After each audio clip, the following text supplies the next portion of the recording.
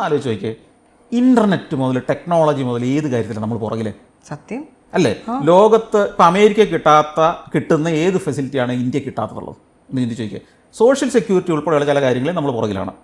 ഗവൺമെൻറ്റിൻ്റെ സംവിധാനങ്ങളിൽ ചില പുറമാണ്. പക്ഷേ ഫെസിലിറ്റി, ജീവിക്കാനുള്ള ഫെസിലിറ്റി, നിങ്ങൾക്ക് കാശ് മുടക്കിയാൽ അമേരിക്കയിലും കാശ് മുടക്കാതെ ഒന്നും കിട്ടില്ലല്ലോ. അവിടെ കിട്ടുന്ന ഏത് ഫെസിലിറ്റി ഇവിടെ കിട്ടില്ലേ? അമേരിക്കയിൽ ഒരു ഐഫോൺ ഇന്ന് റിലീസ് ചെയ്താൽ നാളെ അല്ല അടുത്ത ആഴ്ച ഇന്ത്യയിൽ വരുമല്ലോ. പണ്ട് നമ്മൾ ഫോറിൻ സാധനങ്ങൾക്ക് വേണ്ടി കാത്തിരിക്കണമായിരുന്നു. വിദേശത്ത് വരുന്ന ഒരാൾ കാത്തിരിക്കാൻ വേണ്ടി ഫോറിൻ സാധനം, ഫോറിൻ കുട വരെ, ഒരു കുട പോലും ഫോറിൻ കുട എന്ന് പറഞ്ഞാൽ നമ്മൾ വർഷങ്ങൾ കാത്തിരിക്കുന്നത്. എൻ്റെ ബാല്യകാലത്തൊക്കെ വിദേശത്ത് നിന്ന് വരുന്ന പറയും മടക്കുന്ന കുടയും കൊണ്ടുവരുന്നത്, അതിന് ഫോറിൻ കുട എന്നാണ് പേരിട്ടിരുന്നത്. ഞാൻ കണ്ടിട്ടുണ്ട്, ഞാൻ വളർന്ന സമയത്തുണ്ട്. എന്തിനാ ലുങ്കി, ഗൾഫിൽ നിന്ന് വരുന്നവരാ നല്ല നല്ല തുണിയുള്ള ഈ ലുങ്കിയും കയ്യിലൊക്കെ കൊണ്ടുവന്നിരുന്നത്. നാട്ടിൽ കിട്ടിക്കൊണ്ടിരുന്ന ഒരുമാതിരി പരുത്തി തുണിയായിരുന്നു. ഇതൊക്കെ 80s ജീവിച്ചിരുന്ന ആളുകൾ ചിന്തിച്ചു നോക്കിയാൽ മനസ്സിലാവും. നമ്മൾ ഒരു കാർ മര്യാദയ്ക്ക് കാണാൻ തുടങ്ങിയെന്നാ. നമുക്കൊരു അംബാസഡർ കാർ കിട്ടണമെങ്കിൽ 1 വർഷം കാത്തിരിക്കണമായിരുന്നു, ബുക്ക് ചെയ്തിട്ട് 1.5 വർഷമൊക്കെ. ഒരു ടെലിഫോൺ കണക്ഷൻ കിട്ടണമെങ്കിൽ MPയുടെ റെക്കമെൻഡേഷൻ വേണമായിരുന്നു ഒരു കാലത്ത്. 80s 90s കാര്യം ഞാനീ പറയുന്നത്. മരഞ്ഞാട്ടുള്ളിയിൽ നിന്ന് ഞങ്ങളുടെ എറണാകുളത്ത് പ്രിൻറ്റിങ് നടക്കുന്ന പ്രസ്സിലേക്ക് വിളിക്കണമെങ്കിൽ 1.5 മണിക്കൂർ ബുക്ക് ചെയ്തിട്ട് 1.5, 2, 3 മണിക്കൂറൊക്കെ ട്രങ്ക് ബുക്ക് ചെയ്തിട്ട് കാത്തിരിക്കായിരുന്നു. അപ്പോഴത്തേക്ക് അവിടെ പ്രിൻറ്റിങ് കഴിഞ്ഞിട്ടുണ്ടാവും. ഒരു തെറ്റ് വന്നത് തിരുത്താൻ പറയാൻ വേണ്ടിയിട്ടാണ്. അതുപോലെ ഇവിടെ ഞങ്ങൾക്ക് STD ഫെസിലിറ്റി ഇല്ലായിരുന്നു. മരഞ്ഞാട്ടുള്ളിൽ ഒരു STD ബൂത്താണ് ഉണ്ടായിരുന്നത്. അവിടെ രാവിലെ ചെന്ന് കഴിഞ്ഞാൽ ഒരു 15 പേര് ക്യൂ നിൽക്കുന്നുണ്ടാവും. 16ാമത്തെ ആളായിട്ട് എനിക്ക് പോയി നിൽക്കാൻ പറ്റുള്ളൂ. ഇതൊക്കെ ഉണ്ടായിരുന്ന ഒരു കേരളവും ഇന്ത്യയും നമ്മൾ സങ്കല്പിക്കുക. ഇന്ന് ലോക നിലവാരമുള്ള ഫെസിലിറ്റികൾ ഇവിടെ കിട്ടുന്നത്. ഇൻ്റർനെറ്റിൻ്റെ സ്പീഡ് നോക്കൂ. ഇത്രയും യൂട്യൂബ് വീഡിയോ നിങ്ങൾ തടസ്സമില്ല കാണുന്നുണ്ടെങ്കിൽ നമ്മുടെ സാറ്റലൈറ്റ് സംവിധാനങ്ങൾ മുതൽ അണ്ടർ സീ ഒപ്റ്റിക്കൽ ഫൈബർ മുതൽ എന്തെല്ലാം ഫെസിലിറ്റികൾ നമ്മൾ ഈ സോഷ്യൽ മീഡിയയിലൂടെ നമ്മുടെ നാടിനെയും നമ്മുടെ പോരായ്മകളെയും ഒക്കെ പറയുമ്പോഴും ഈ ടെക്നോളജി എത്ര അഡ്വാൻസ് ചെയ്ത് കഴിഞ്ഞു. നമ്മുടെ സാറ്റലൈറ്റുകൾ, ISRO പോലുള്ള സംവിധാനങ്ങൾ, നമ്മുടെ മിലിറ്ററി സംവിധാനങ്ങൾ, നമ്മുടെ ഡിഫൻസ് സിസ്റ്റം, അതുപോലെ തന്നെ ഇന്ന് പട്ടിണി മരണങ്ങൾ ഉണ്ടാകുന്നുണ്ടെങ്കിൽ അത് കയ്യിലിരിപ്പ് കൊണ്ടാണെന്ന് ഞാൻ പറയും. നാട്ടുകാരുടെയും ആ പട്ടിണി കിടക്കുന്ന ആളുടെയും. ഞാനൊരു കാര്യം ചോദിക്കട്ടെ, എൻ്റെ ഗ്രാമത്തിൽ ഒരാൾ ഭക്ഷണമില്ലാതെ കിടക്കുകയാണെന്ന് അറിഞ്ഞാൽ, ആരെങ്കിലും അറിഞ്ഞാൽ, അവർ പിന്നെ പട്ടിണി കിടക്കേണ്ടി വരില്ലെന്ന് എനിക്ക് ഉറപ്പുണ്ട്. സമൂഹം അവർക്ക് ഉള്ള ഭക്ഷണം കൊടുത്തിരിക്കും. മനസ്സിലായില്ലേ? ഇല്ലേ? സാമൂഹ്യ സംഘടനകളാണെങ്കിലും പള്ളിയായിരിക്കാം, വ്യക്തികളായിരിക്കാം, അതിന് തയ്യാറുള്ള ഏത് ഗ്രാമത്തിലും അതിനുള്ള ആളുകളുണ്ട്. ഇല്ലേ? ചികിത്സയ്ക്ക് പോലും ഒന്നാലോചിക്കുക. ഒരാൾക്കൊരു രോഗം വന്നു, അയാൾക്ക് ട്രീറ്റ്മെൻറ്റിന് ഇത്ര ലക്ഷം രൂപ വേണം, അപ്പോഴേ ജനം അങ്ങ് ഇറങ്ങി പിരിച്ചു കൊടുത്ത് സഹായിക്കില്ലേ? അപ്പോൾ ഒന്നെങ്കിൽ നമ്മൾ അറിയാതെ പോകുന്നു, അല്ലെ അറിയിക്കാതെ പോകുന്നു. അതുകൊണ്ടാണ്. അല്ലാതെ ഇന്ന് പട്ടിണി കിടക്കുന്ന ആളുകളെ നമുക്ക് അപൂർവമായിട്ട് കണ്ടെത്താൻ പറ്റും. പട്ടിണി ഇല്ലെന്നല്ല ഞാൻ പറഞ്ഞത്. ഉത്തരേന്ത്യയിലെ പല ഗ്രാമങ്ങളും അതായ പ്രശ്നമുണ്ട്. അതിൻ്റെ കാരണം ഇതൊക്കെ തന്നെയാണ്. ആക്സസിബിലിറ്റി ഇല്ലാത്തതും അവിടുത്തെ സാമൂഹ്യ സംഘടനകളുടെ എഫിഷ്യൻസി കുറവും ഒക്കെ കൊണ്ടാണ്. എന്നാൽ ഇന്ത്യ രാജ്യത്ത് ഫുഡിൻ്റെ കാര്യത്തിൽ സെൽഫ് സഫിഷ്യൻ്റ് ആണ്. നമ്മുടെ ഗോഡൗണുകളിൽ, നമ്മളുടെ FCI ഗോഡൗണുകളിലൊക്കെ ഒരു 3-4 വർഷത്തേക്കുള്ള ഫുഡ് സ്റ്റോക്ക് ചെയ്ത് വെച്ചിട്ടുണ്ടെന്നാണ് ഞാൻ മനസ്സിലാക്കുന്നത്. ഞാൻ ഈയിടെ ഒരു FCIയിലെ ഒരു ഉദ്യോഗസ്ഥനായിട്ട് സംസാരിച്ചപ്പോൾ. അല്ലാതെ ഇവിടെ ഭക്ഷ്യധാന്യങ്ങൾ ഇപ്പോൾ ഇറക്കുമതി ചെയ്യുന്ന വളരെ അപൂർവം ചില സാധനങ്ങൾ മാത്രമേ ഉള്ളൂ. ചില എണ്ണയൊക്കെ പോലെ ചില സാധനങ്ങളൊക്കെ ഉള്ളൂ. ബാക്കി സെൽഫ് സഫിഷ്യൻ്റായി നമ്മുടെ രാജ്യം. എന്നാൽ 70കളിലോ 80കളിലൊക്കെ ആയിരുന്നില്ല സ്ഥിതി. മനസ്സിലായില്ലേ? അപ്പം നമ്മൾ മാറുന്നുണ്ട്. ഞാൻ പറഞ്ഞത് ഇതൊരു സാധാരണ നിലവാരത്തിൽ ചിന്തിക്കുമ്പോൾ ഇതൊക്കെ ശരിയാണ്. പക്ഷേ എൻ്റെയൊക്കെ പ്രതീക്ഷയിൽ മാറേണ്ട ഒത്തിരി കാര്യങ്ങളുണ്ട്. ഒന്ന്, സിവിക് സെൻസ്. അത് നമുക്ക് യൂറോപ്പിലെയോ അമേരിക്കയിലെയോ ന്യൂസിലൻഡിലെയോ ആയിട്ട് കമ്പയർ ചെയ്യാൻ പറ്റില്ല. വൃത്തി, സൗന്ദര്യബോധം, പ്രകൃതിബോധം, ഇങ്ങനെയുള്ള കാര്യങ്ങളിലെല്ലാം നമ്മൾ മാറ്റം വരുത്തേണ്ടതുണ്ട്. ഇവിടെയൊക്കെ നമ്മൾ ഒരു 2 നൂറ്റാണ്ട് പുറകിലാണ് കിടക്കുന്നത്. ഒരു രക്ഷയില്ല. ശരിയാ. മനസ്സിലായില്ലേ? ഇതാണ് നമ്മുടെ പോരായ്മ. ഇതെല്ലാം റെഡിയാവുകയും പൗരബോധമുള്ള, സിവിക് സെൻസ് ഉള്ള, സാമൂഹ്യബോധമുള്ള മനുഷ്യരും ഭരണാധികാരികളും ഉണ്ടാകുകയും ചെയ്യുമ്പോൾ കുറേയും കൂടെ മെച്ചപ്പെട്ട ഒരു രാജ്യമായിട്ട് ഇത് മാറും. എൻ്റെ ഒരു സുഹൃത്ത് ആദ്യം സ്കോട്ട്ലൻഡിലായിരുന്നു. അവിടെ നിന്ന് അമേരിക്കയിൽ പോയി, അവിടെ നിന്ന് ഓസ്ട്രേലിയയിൽ പോയി, അവിടെ നിന്ന് ന്യൂസിലൻഡിൽ പോയി. ഇപ്പോൾ പറയുന്നുണ്ട് ഗൾഫിലോട്ട് മാറിയാൽ സെറ്റിലാവാൻ പറ്റുമെന്ന് എനിക്ക് തോന്നണേ. ബാക്കി സ്ഥലങ്ങളൊന്നും ഓക്കെയല്ല. അപ്പോൾ ഈ മൈഗ്രേറ്റ് ചെയ്യുന്ന പക്ഷികളെ പോലെ, ദേശാടന പക്ഷിയെ പോലെ ഒരു രാജ്യത്ത് നിന്ന് അടുത്ത രാജ്യത്ത് പോലുമ്പോൾ വീണ്ടും പ്രതീക്ഷയാണ് അത് നന്നാവും എന്നുള്ളത്. സാർ ഒത്തിരി പേരെ കണ്ടിട്ടുണ്ട്. ഇത് എൻ്റെ ഫ്രണ്ട് മലയാളിയാണ്. ഇതൊരു മലയാളിയുടെ മാത്രം ചിന്തയാണോ അതോ നമ്മൾ ഇൻ ജനറൽ സഞ്ചാരികൾ ദേശാടന പക്ഷികളെ പോലെയാണോ നമ്മൾ? 3 കാര്യങ്ങളുണ്ടെന്ന് ഞാൻ വിചാരിക്കുന്നു. ഒന്ന്, ഈ പറഞ്ഞതുപോലെ തന്നെ മലയാളികളിൽ പുതിയത് തേടിപ്പോകാനുള്ള ഒരു വാസനയുണ്ട്. അത് പണ്ട് മുതലുണ്ട്. പണ്ടെന്ന് പറഞ്ഞാൽ എനിക്ക് തോന്നുന്നു ഒരു 150 കൊല്ലമൊക്കെ ആയിട്ടുണ്ടാവുള്ളൂ.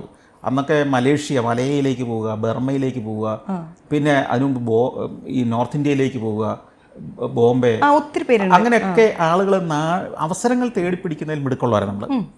അങ്ങനെ പോയ ആളുകളുണ്ട്. പിന്നെ 2, ഈ പറഞ്ഞ ഈ കരിയറിന് നല്ലത് അല്ലെങ്കിൽ ജീവിത സൗകര്യം കൂടുതൽ എന്നുള്ള ഒരു തരം തോന്നല്, അക്കരപ്പച്ച എന്ന് വേണേൽ പറയാവുന്ന നാട്ടിൽ ഇവിടെ ഇരിക്കുമ്പോൾ അവിടെയാണ് കുറച്ചുകൂടെ നല്ലത്, അവിടെ ഇരിക്കുമ്പോൾ മറ്റോടാണ് കുറച്ചുകൂടെ നല്ലതെന്ന് തോന്നുന്ന സാധനങ്ങൾക്കുണ്ട്. മൂന്നാമത് ഞാൻ പറഞ്ഞൊരു കാര്യം എന്ന് പറയുന്നത്, ഇങ്ങനെ പോയ ആളുകൾക്ക് അവരുടെ നാട്ടുകാരുടെ മുമ്പിലും വീട്ടുകാരുടെ മുമ്പിലും അവൻ ഓൾറെഡി വേറൊരിടത്ത് എസ്റ്റാബ്ലിഷ് ചെയ്തു എന്നുള്ളൊരു ഇമേജാണ് ഉള്ളത്. അവിടെ അവർ നേരിടുന്ന വെല്ലുവിളികളൊന്നും നാട്ടിൽ ഉള്ളവർക്ക് അറിയില്ല, പറയുകയില്ല. അപ്പോൾ തിരിച്ച് ഇങ്ങോട്ട് വരുന്നത് ഒരു പരാജിതനാണെന്നാണ് നാട്ടുകാർ സങ്കല്പിക്കുന്നത്. അല്ലാതെ വരുന്നവരുണ്ട് എത്രയോ. ഇപ്പോൾ എൻ്റെ ചില ബന്ധുക്കളുണ്ട്, എൻ്റെ ഒരു അങ്കിളൊക്കെ ഉണ്ട്, അവരൊക്കെ 50-55 വയസ്സ് വരെ US നല്ല ഗംഭീരമായിട്ട് ജീവിച്ചിട്ട് ആ സമ്പത്തുമായിട്ട് ഇവിടെ വന്ന് രാജകീയമായിട്ട് ഇപ്പോഴും ജീവിക്കുക. അപ്പോൾ അതിന് ധൈര്യമുള്ള ആളുകൾക്ക് അവിടുത്തേക്കാൾ ആസ്വാദ്യമായിരിക്കും ഇവിടെ എന്നുള്ള കാര്യത്തിൽ സംശയമൊന്നുമില്ല. കാരണം നമ്മുടെ സോഷ്യൽ ഫാബ്രിക് വളരെ വ്യത്യസ്തമാണ്.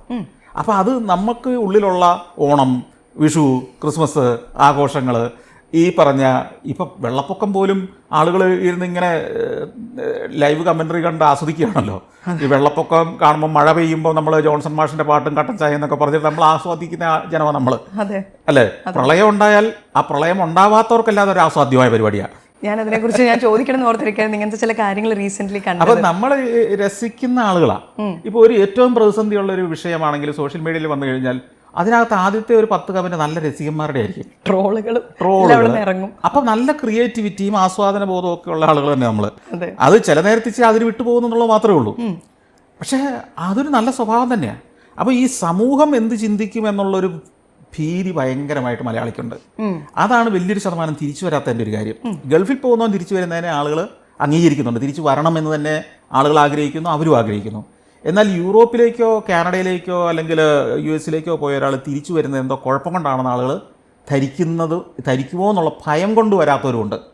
പിന്നെ സ്വാഭാവികമായിട്ടും ആത്മവിശ്വാസമില്ല. ഇവർ പോയത് ചിലപ്പോൾ വളരെ ചെറിയ പ്രായത്തിലായിരിക്കാം.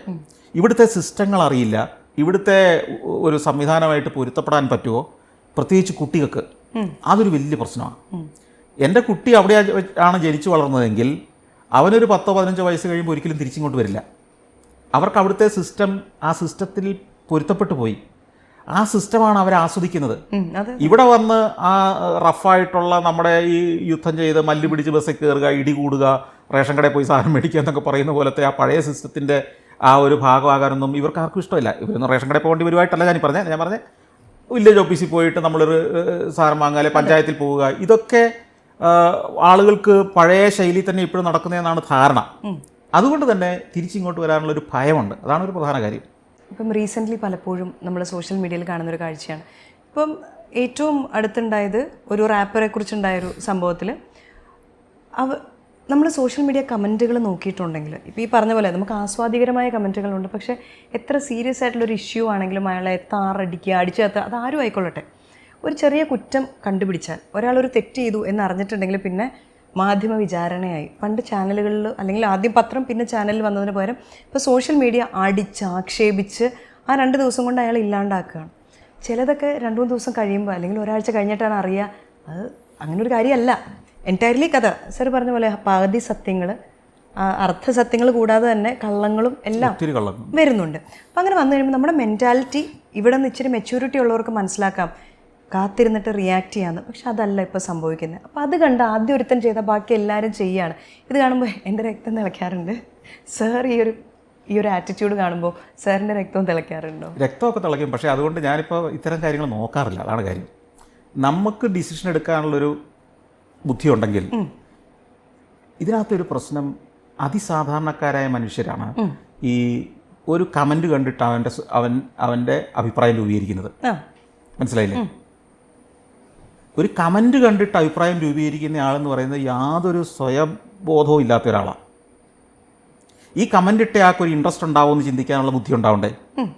അയാൾക്കൊരു താല്പര്യം ഉണ്ടാവും. ഞാനത് അയാളെ കണ്ടിട്ടില്ല. ഇപ്പോൾ ആരെക്കുറിച്ചാണെങ്കിലും അയാളെ എനിക്കറിയാത്തടത്തോളം കാലം എങ്ങനെയാണ് ഞാനൊരു അഭിപ്രായം രൂപീകരിക്കുക? ഇപ്പം ഒന്നാലോചിച്ച് നോക്കിയാൽ, ഇപ്പം 1,00,000 താഴെ കോപ്പികൾ വിറ്റിരുന്ന MT വാസുദേവൻ നായർ എഡിറ്ററായിരുന്ന പ്രസിദ്ധീകരണങ്ങളുള്ളപ്പോൾ തന്നെ പൾപ്പ് 16 ലക്ഷം 20 ലക്ഷം വിറ്റുകൊണ്ടിരുന്ന സംസ്ഥാന കേരളം. അപ്പോൾ ഏതിനായിരിക്കും ഇവിടെ ഓട്ടം കൂടുതലെന്നും കൂടുതൽ പറയണം? അപ്പോൾ ഇതിൻ്റെ സബ്സ്ക്രൈബർ ആകാനാണ് നിങ്ങൾക്ക് ഇഷ്ടമെന്ന് തന്നെ ആശ്രയിച്ചിരിക്കും. നമ്മുടെ മനസ്സെന്ത് നമ്മൾ ചിന്തിക്കാൻ ആഗ്രഹിക്കുന്നു.